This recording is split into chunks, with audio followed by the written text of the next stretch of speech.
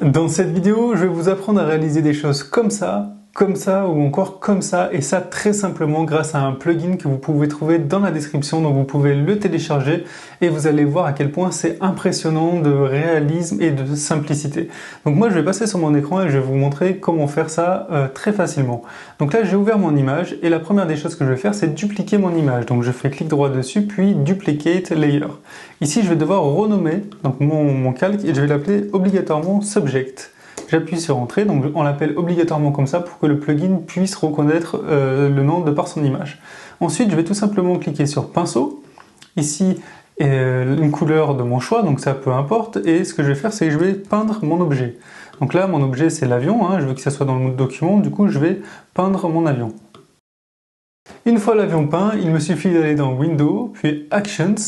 Et ici simplement ouvrir le DaVinci Sketch Photoshop Action et cliquer sur le premier dossier et puis appuyer sur le bouton Play. Et là l'ordinateur va calculer en moins d'une vingtaine de secondes et générer un super rendu. Ça y est, le logiciel vient de calculer, donc on appuie sur Continue et là il nous demande de sélectionner un papier. Donc là il y a tout ça comme papier qu'on peut sélectionner.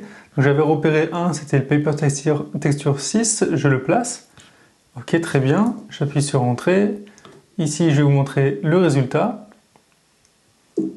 Hop, je peux cliquer sur Stop et vous allez voir que c'est très paramétrable. Donc là, voici notre objet qui est sur le nouveau rendu de papier et pas mal de texte. Donc là, je peux ensuite adapter ça donc en cliquant sur Place Paper. Donc là, je peux placer mon papier. J'appuie sur la souris, donc je pourrais très bien le mettre comme ça par exemple ou comme ça. Vous allez voir qu'ensuite, je peux modifier n'importe quel texte bout de texte pour pouvoir le déplacer et le mettre à l'endroit où je veux sur ma page. Je peux aussi faire des couleurs effects, donc là j'ai 10 couleurs. Je peux prendre celui-ci, celui-ci, etc. J'ai vraiment beaucoup d'effets possibles. Ensuite, qu'est-ce que j'ai d'autre? Le stylo aussi, j'en ai 5 styles différents. Donc il suffit d'appuyer ici sur l'œil pour voir la couleur du stylo différente. Voilà, donc on va prendre celle-ci. Et du coup, on peut ajuster pas mal de petits paramètres. On peut aussi aller dans Script Element pour modifier ou enlever du texte.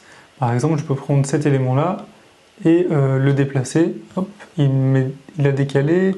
Hop, je le reprends et du coup, je peux le déplacer où je souhaite, soit sur le document ou alors même le supprimer. Voilà, donc si vous avez des questions, n'hésitez pas à me les poser dans l'espace commentaire. Si vous voulez télécharger ce magnifique plugin, le lien est dans la description de la vidéo. Et moi, je vous dis à bientôt pour de nouvelles trouvailles.